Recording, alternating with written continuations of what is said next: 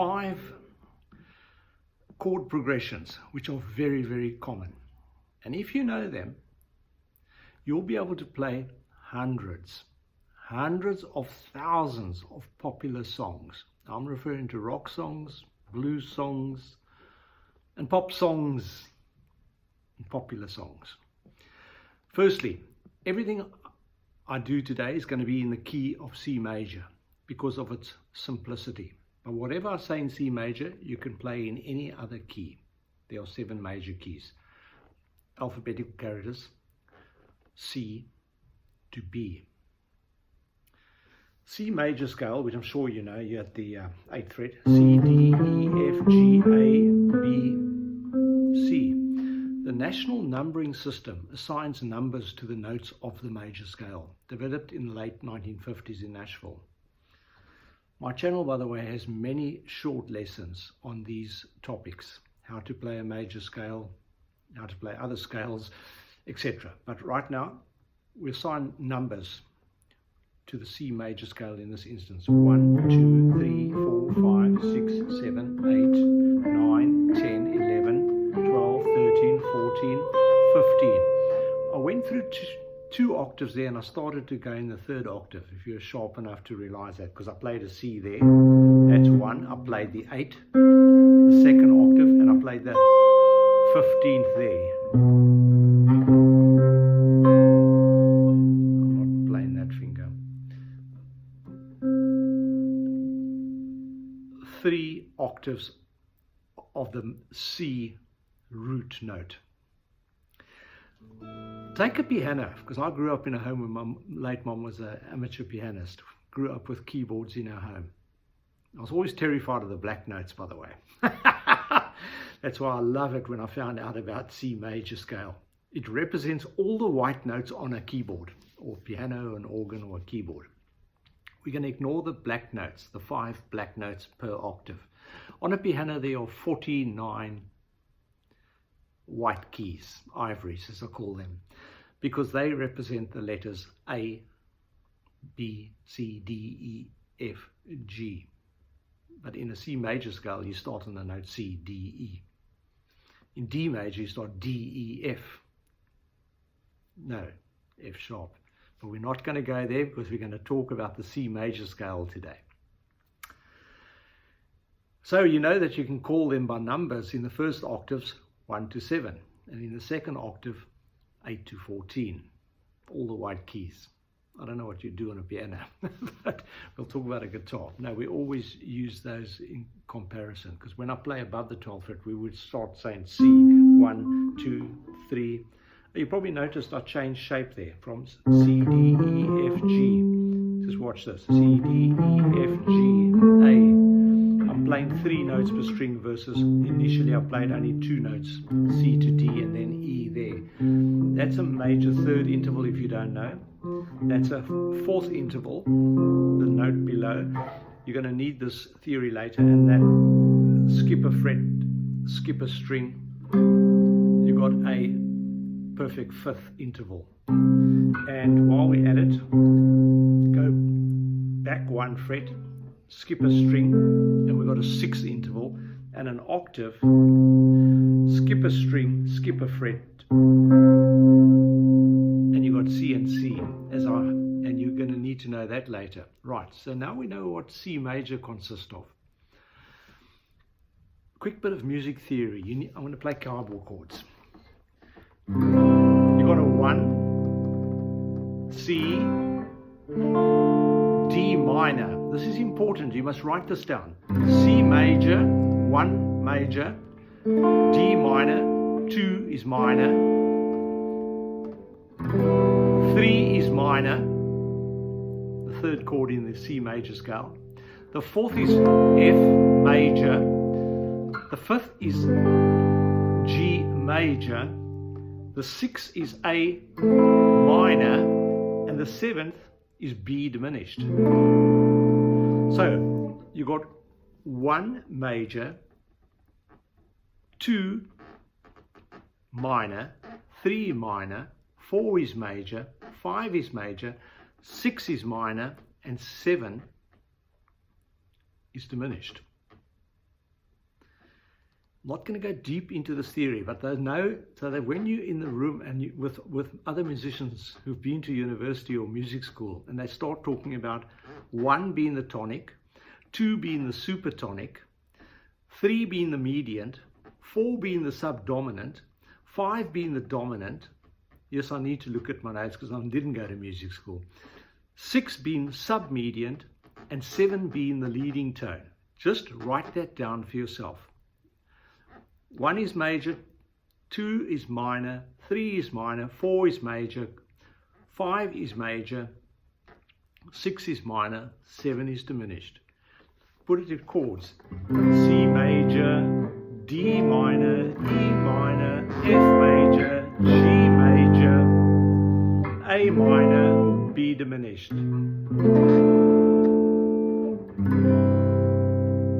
Could you hear that? It needed to resolve, that leading tone. Can you hear that B to the C? Yeah, it resolves. So you've learned something about how to train your ear. And the other one is with the dominant, the 5th. Look at a C to a G.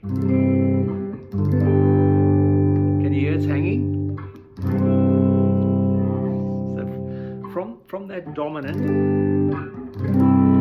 or from the leading tone. Anyway, hopefully you can hear that. Right, so let's look at the 5 progressions. I need to refer to my notes once again. You got this one. 1, 5, 4, 6, 4. Let me take you in the streets of London.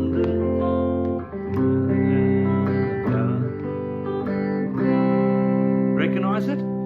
So there you go. A 1, 5, 6, 4. And I went 1, 5 to get that dominant sound. Back to 1. So 1, 5, 6, 4. Just write that down and you know what chords represent that in the C major scale. Whatever I say in C major, like I said earlier, you can translate it, transpose it, or do a transcript to a different key. Same principle. We'll go through intervals in a moment. Your second progression is one you'll well know.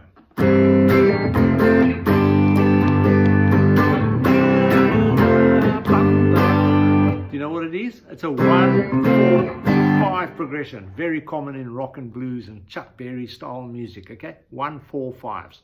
You know that?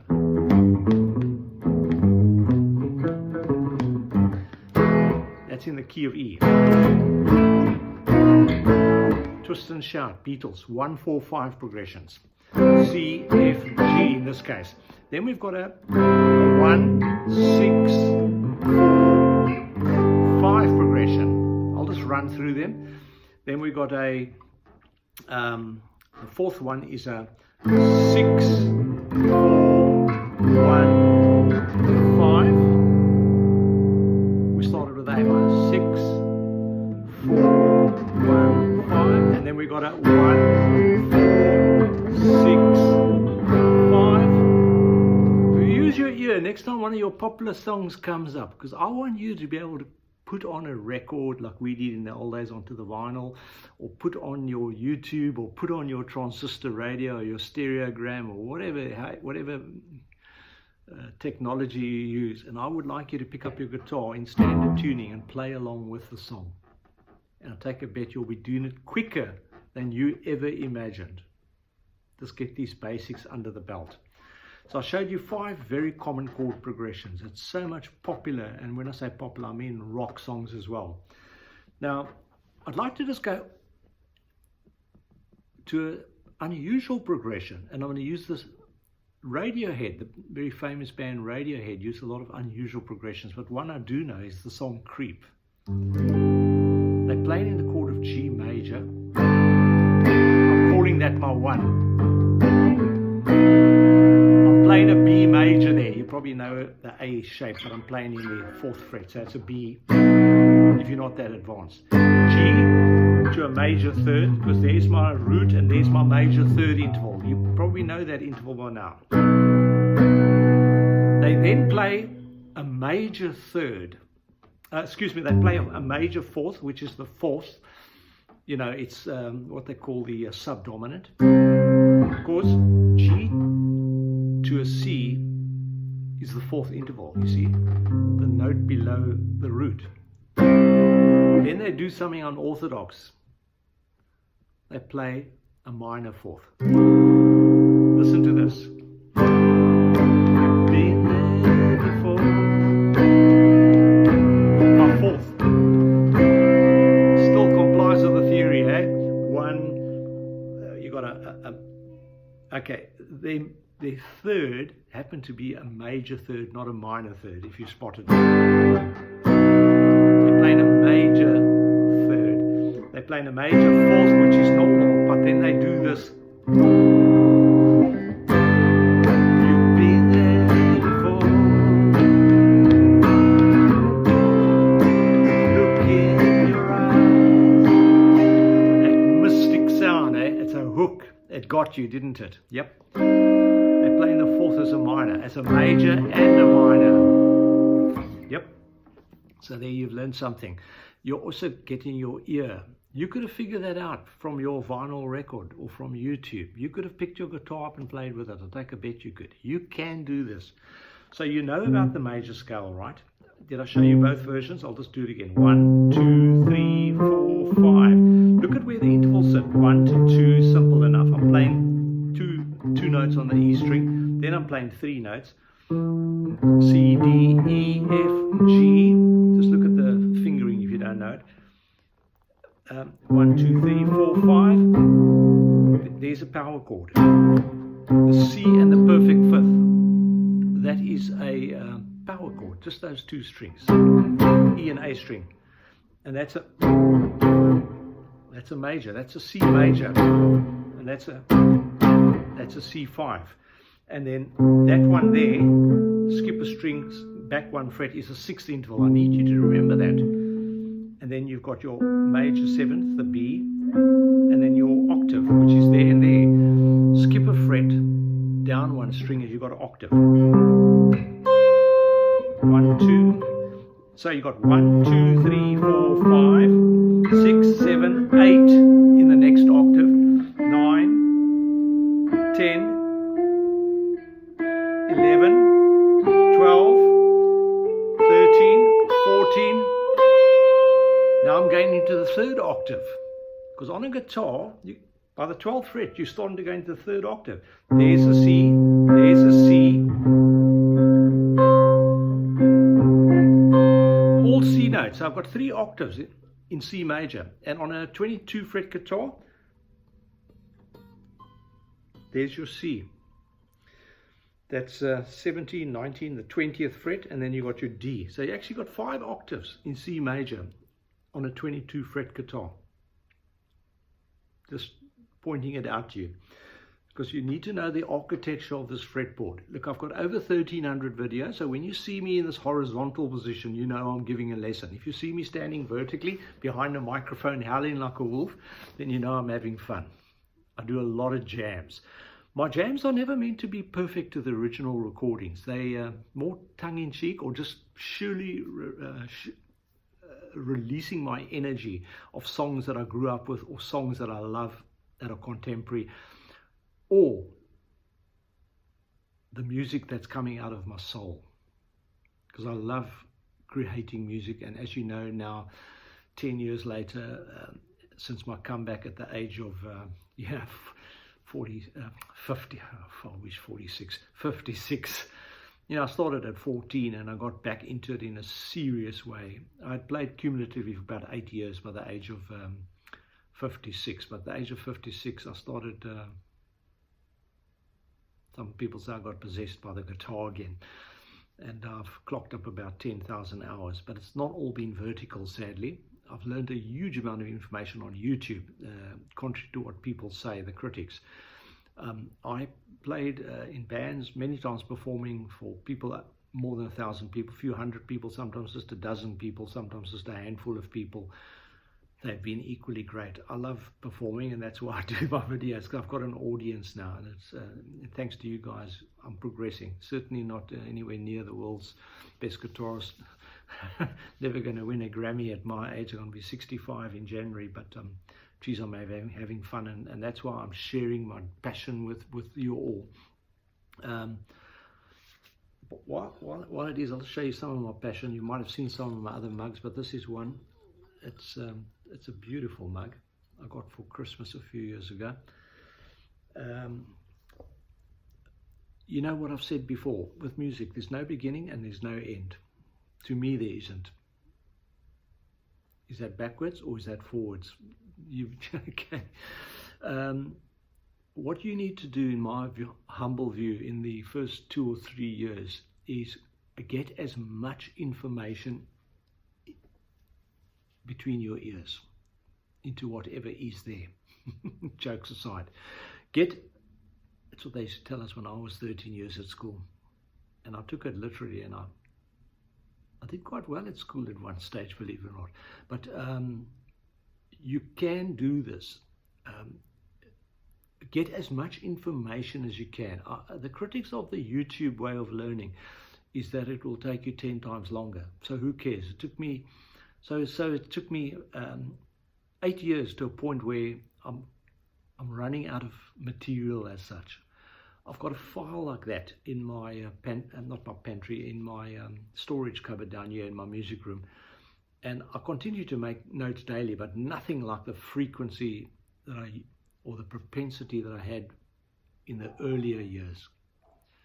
I had a huge amount of information to assemble, that of how to play specific songs.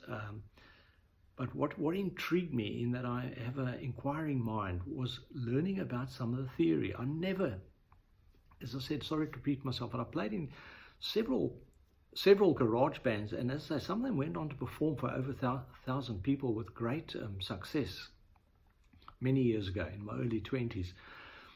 And as a teenager, we played for sometimes over 300 people as a 16-year-old, and we were well received. You know, we weren't so bad, we were quite good. But we were playing simple songs. As I've shown you, that it's not difficult to play songs. But I face a lot of criticism. Some of the stuff that I do nowadays, many consider not music. They're progressions, but I'm opening up new frontiers to myself, technically and mentally. So stick with me. Sometimes I do something old, sometimes I do something borrowed, sometimes I do something blue, but never intended to be accurate to the studio recordings of the original artist. I'm just merely reigniting my passion for those songs, sometimes of 50 years, 60-year-old songs. Sometimes I'm doing current songs. Sometimes I'm doing my own songs, which is probably more important now. And I'm encourage you to learn as much as you can about this instrument. That, by the way, you will never conquer. No one will ever conquer this instrument. It is infinite. There is infinite amount of things that you can do on these 132 depressible notes on a 32 fret guitar. And if you add the 6 strings, you got to 138, and let's say there's 138 depressible notes on a 23 fret guitar, if you can get that high. Don't worry about your critics. You just keep doing it, keep learning, drive your neighbors crazy. You will get there. You know, I watched a video of Steve Vai saying that whatever you wish to achieve, you will achieve. And Brian May said in the same video, fame is nothing. So please don't aim to be famous. And that's in the word of the lead guitarist of Queen, who plays for football stadiums, you know, like, I don't know, 120,000, 150,000 people around the world. He's very modest about that. Don't ever aim to be famous. Look back, and if you're just starting out, write down what it is you wish to achieve. I can tell you what it is that I wish to achieve. When I was 16, I actually said to my mother, 2 years before I finished high school, she said, what do you want to do? I went off the rails, by the way. After 4 years of doing really well academically, like really well, I fell off the rails. You know, I won't say why. I was only 16, you know. Anyway, but I came back and been married for 41 years. So I'm not that bad, eh? Happily married. What I want to tell you, my mother asked me, what do you want to do? I said, I want to play in a band. I was already in a band that had already played for over 300 screaming teenagers. I got the bug, you know. But I went on to build my career, and now I've been asked again in my late 50s by my wife, what is it that you come into bed so late at night? When I was younger, I had so much to learn and so much to belt out. I was working long hours those days in my own business still, after many, many years. I've been in my own business over 30 years. And I said to her, I just want to be a better guitarist. And that was 46, 47 years after I started my musical journey. And I still have that urge, because I still can't play like my heroes. It's not so important to me anymore to play like someone else. Eh? I will tell you, I find the more I'm developing, the less important it is to me to sound like one of my heroes. I'll tell you, 5 years ago, I was hell-bent on trying to play like, I won't mention names, but you know, I've got my favorite guitarist. They have a different brain, they have different anatomy. Everyone's different. I'm trying to find what's inside me and present it to you, musically that is, besides sharing my passion with you like this. I'm just letting it out. Like they say, I read this before I took guitar up. Don't let the music, don't die with the music still in you. I think it was on social media, one of those social media posts. That was about 12 years ago, probably 2 years before I took the guitar up again. And it hit me in the chest, because I've got a lot of music in me. Well, as I said, I've clocked up about 10,000 hours of playing. I've watched about 4,000 to 5,000 hours of YouTube, understudying music, understudying guitarists a lot. And nowadays, just listening to songs, hopefully find something new or something different. Not everyone's heard of the late Sean Lane. Why not? One of the world's most brilliant guitarists, but not known by many people because he didn't particularly play popular music. Check out his song called, I think it's called The Death Theme, if you want to hear a serious piece of music. By the way, he's an extraordinary pianist as well. Check out his album and put your earphones in when you listen to it. It's on YouTube. It's called The Power, the cover looks like that, The Power of 10. I don't know, 7th, 8th, 9th song, where he actually does a piano concerto. I listened to it a few times, the album, while I'm doing my gardening and hedge trimming and that, you know, while machines going off. And I listen to music. But the third time I listened to the album, it just presented itself to me. Like much music, you actually have to listen to things a few times to appreciate really good songs. I remember when I was 13 years old, when I first heard I had heard Jimi Hendrix and Deep Purple and Black Sabbath by the age of 10. My cousin was quite a few years older than me, 4 or 5 years older than me. And so when I went to my aunt's place, as I did after school, I would hear him on his brand new stereo hi-fi playing his records, you know.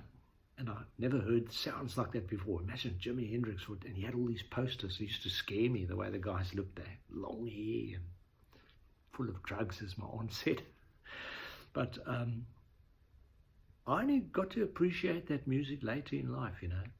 By the age of 16, I was seriously into Deep Purple and that, more understandable. But Jimi Hendrix, these heavier stuff. I'm going to tell you now, honestly, I was a lot older, like 28, 30, before I started to appreciate it.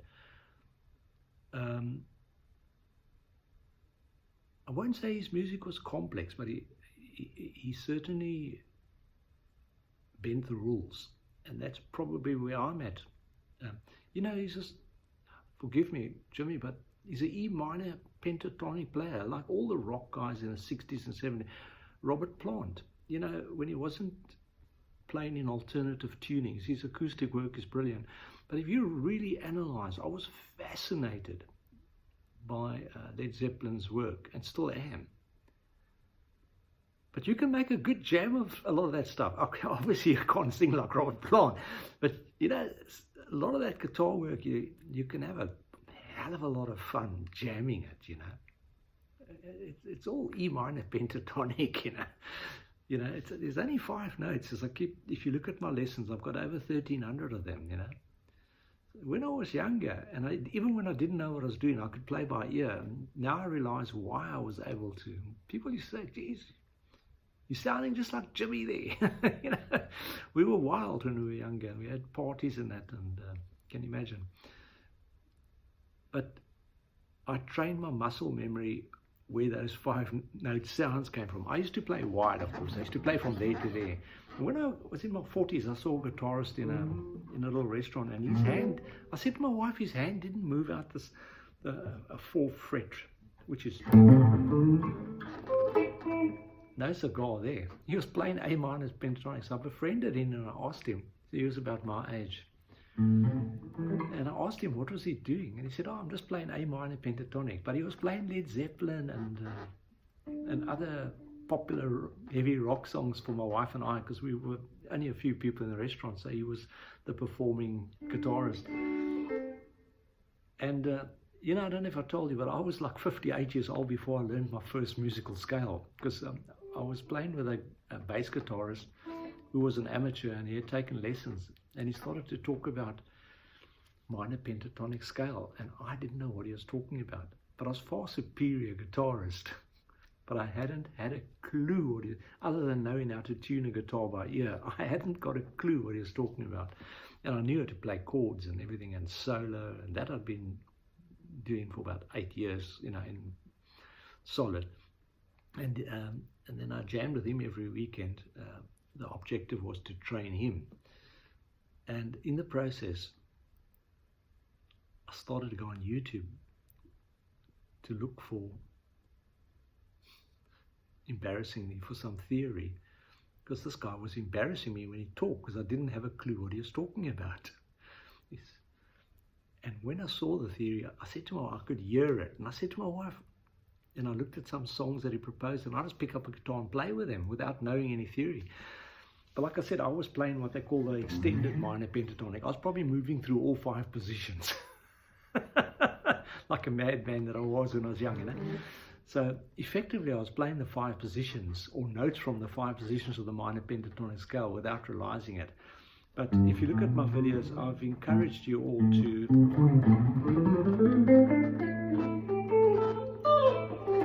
seriously get into 3-note per string, minor pentatonic licks especially. I've also told you my breakthrough about 4 or 5 years ago was when I discovered the 5 positions. I had it in my notes, but I skipped that lesson that day. I'd literally written it down in my notes 4 years earlier, but I never, ever had the patience to sit down and put my fingers in those positions. E minor pentatonic in 5 positions in one, you know, in the, in basically the 10 octaves, if you care, 5 positions times 2 horizontal octaves.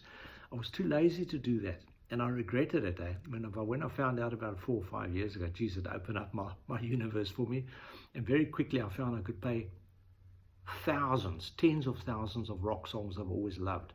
I was very able quickly to make much more sense of the solos. And then just 2 weeks ago, because since April I've been working on these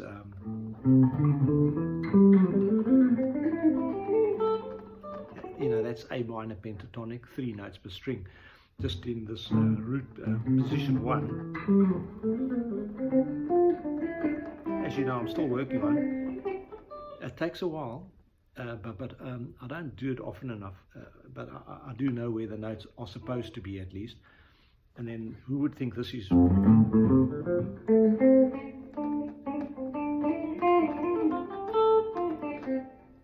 would think that's D minor pentatonic?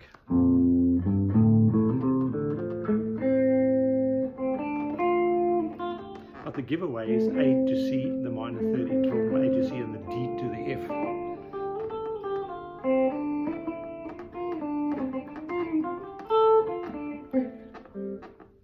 That morning, it was a Sunday morning, 2.5 weeks ago, when it was like a Rosetta Stone 2 moment for me. I was thinking 5 positions of the pentatonic, minor pentatonic, but I was linking it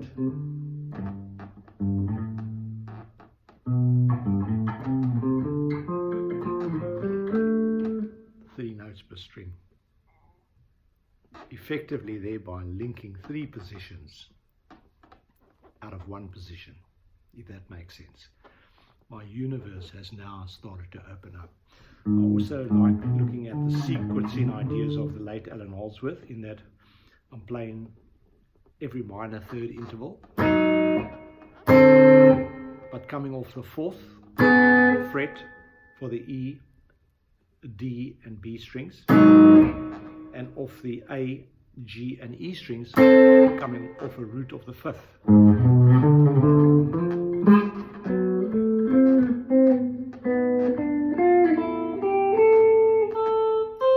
That was the error.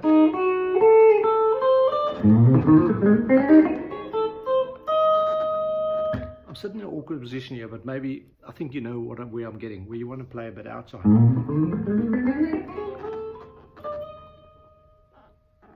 And I love diminished.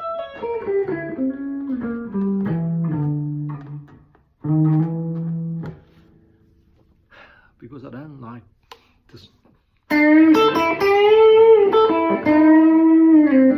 As much as I love that stuff, I want to take things outside of it, outside my comfort zone, and it's where I do believe you should be heading as well. You know, like I said earlier, there's no beginning and there's no end, as long as you're getting there. In the first 2 to 3 years, if I was you, if you're starting out, regardless of your age, pen and paper every time you pick up a guitar. Write down what you're doing. Sit with an iPhone like I am, or whatever recording device you got, and record what you're doing. And that's advice of Steve Vai, by the way, that I heard 8 years ago. And it had everything to do with me starting to record myself playing. I've got over 1,300 videos if I haven't said that. Go and have a look at them. If you see me in this horizontal position, I'm normally giving a lecture. A lot of them are just 2 to 3 or 4 minutes max. Only more recently, I'm trying to build up some hours on YouTube. I've got 508 subscribers as at today. I only had 6, thanks to you guys, 12 months ago to the day. I've clocked up 250,000 viewing hours in 12 months. On the 4th of February, that's on the 4th of December, on the 4th of February, YouTube informed me this morning I only had 5,000 viewing hours, and they congratulated me. So I've picked up 245,000 hours, and I'm very sincerely grateful for you viewing. You know, that if you want to help me get my pension fund set up, I'm going to be 65 in January. If you work in an office block, send the whole office block to my channel. If you're at school, send the whole school, and send your competitor school as well. If you're at a church, send the whole congregation. I mean no harm to anyone. I want to help. I want to share the love. I want to help you with your passion. Go check out some of my videos. The title should be self-explanatory. My channel also has a huge amount of jams, where I'm jamming by myself with a loop station, and then sometimes you'll see me with a few friends a few times a year, And those are quite worth watching, because even though we never rehearse, some of the jams are reasonable. If you were in the room, you'd be pretty impressed with what you heard, because those in the room tell us that sounds like we've been playing together forever. But, you know, our average age is about 62 years old. But we've been around for a while. And then sometimes you'll see my family members, my wife, my grandchildren, my daughters, none of which are musicians. But they love tapping away on the drums while I'm playing to my loops with me. So if you see, and they love dancing to my music. So if you see those, they're worth a giggle. They can be quite good. So hopefully, time of the year, hopefully you'll see me jamming with my future son-in-law on drums, and he sometimes fills in. And I've got a drummer that I jam with twice now, and he's very good. So then you'll see us, a few guys in the room. There's a few times a year. But other than that, encourage you to look at some of my lessons. I say most of them are a lot shorter than this video, and there's a huge amount of information, a huge amount. There's one called, I think it's called Learning to Play Guitar. It's about a 1 hour or 50-minute video. I'd encourage you to watch that, because it's got a huge amount of information for beginners to lower level intermediates, and it might surprise you. Maybe some more advanced players could learn a few things deeper into the video, because as I say, I don't have a beginning and I don't have an end, because I don't believe the universe has either. So, and the critics of YouTube who say, oh, you can't learn from YouTube, let me tell you, I was a correspondence student for 11 years. I studied a total of 11 years by correspondence, all by myself, from a university 2,000 kilometers away, at times 11,000 kilometers away in Australia. I call myself self-educated, but I bought the books. I never spoke to a lecturer on a telephone or an email ever. Whatever they told me to do, I did, and I did exceptionally well academically in my area of expertise. I'm a professional in that regard, and made my living from it the last 36 years or so. And I'm self-employed, so, and I'm still here. As one guy said to me, you're still here. Well, quite frankly, I'm on another continent now. I expanded my first business to another continent, and then I had to let her go. But that's life. Here I am, all by myself, making music now, still running my business, but a little less, and making a lot more music.